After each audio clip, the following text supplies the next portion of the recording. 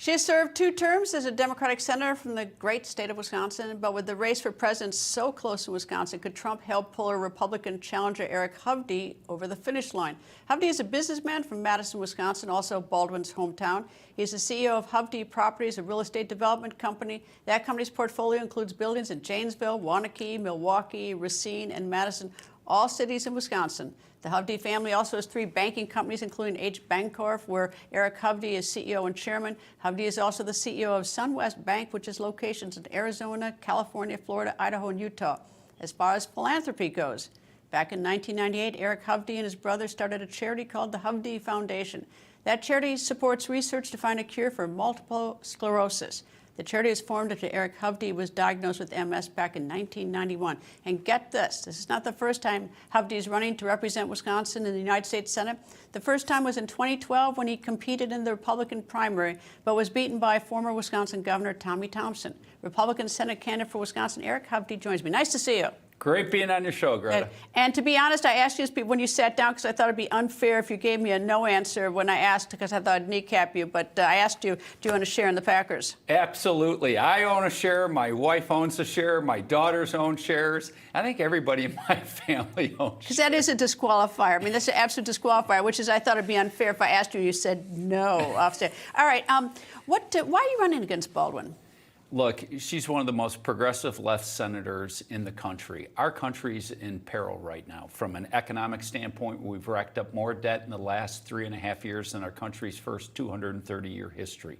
You look at our domestic security, the open borders. You're talking about what Joe Biden's doing today. Why didn't he do that right when he came in? Why didn't he use the tools that President Trump used? We brought in anywhere from a minimum of 10 million to potentially 16 million illegal immigrants. There's so many layers. You come from Madison, which is very liberal. It's where I went to school. We talked about that as well, and you did too. But in looking at it, it's such a close state. I mean, it's who wins? Hillary Clinton lost in 2016. Trump lost in 2020, and whoever wins is likely to help sort of pull over. You're running statewide, obviously, but abortion is such a huge issue. It really helped a Supreme Court justice win a special election by about 11 points a year and a half ago. To what extent is the Biden-Trump vote going to have an impact on your race, do you think? It's going to have an impact. Look, President Trump lost 2020 by 20,000 votes out of 3 million voters.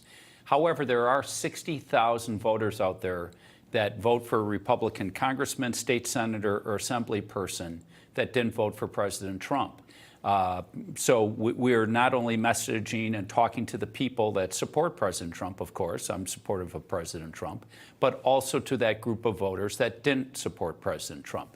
So as you said, we are the purplest of purple state. Whoever wins this presidency, and if I can beat Senator Baldwin, as I said, one of the most progressive left senators, then we change the dynamics of the U.S. Senate.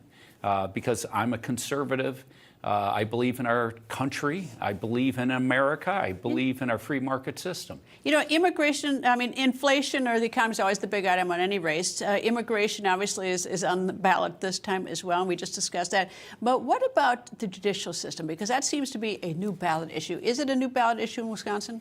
I think it will be. I think a lot of Americans are waking up to how the left has weaponized our justice system. They've turned our courts into political theater.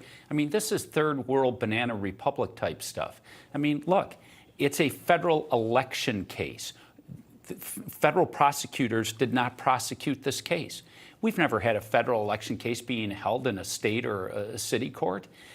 This judge shouldn't have recused himself. There's so many problems to this. If he did it, why didn't they prosecute him in 18 or 19? Instead, they're waiting until 24. So I think a lot of Americans are tired of this. And again, they're gaslighting America. Everything they say is what they're doing. They're saying they're defending democracy. They're destroying democracy. Eric Hovde, thank you. And I just want to add a little piece of trivia that the Wisconsin Supreme Court once had a situation where I think one of the justices was accused of choking the other one about 8 or 9 years ago, which was like really the craziest court's problem ever. Anyway, Eric Hovde, nice to see you. Great being on your show.